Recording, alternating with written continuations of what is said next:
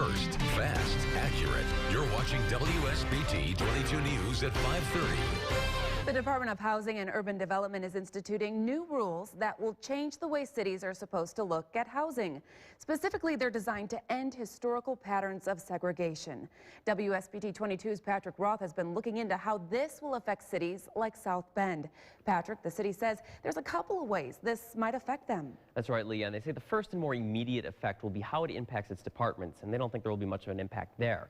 But they say this could be very helpful to the way the city thinks of housing as a matter of policy. For the past couple of years, South Bend has been focused on the issue of housing. So when the Department of Housing and Urban Development, HUD, announced new rules designed to end historical patterns of segregation, it sort of fit into what the city was already trying to do.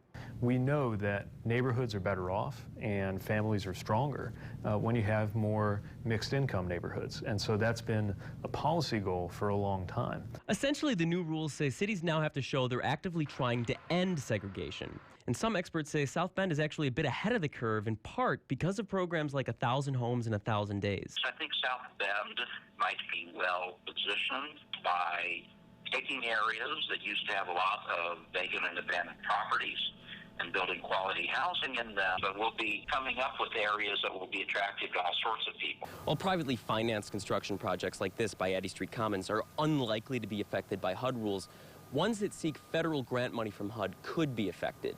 And they're seeking to end more than just racial segregation. The problem is more that racial segregation and economic segregation tend to go hand in hand. And if you can sort of alleviate some of that economic segregation, if people can live in more diverse neighborhoods, the children may benefit. It's all about doing anything we can to make sure that we have mixed income, mixed background neighborhoods where everybody can thrive.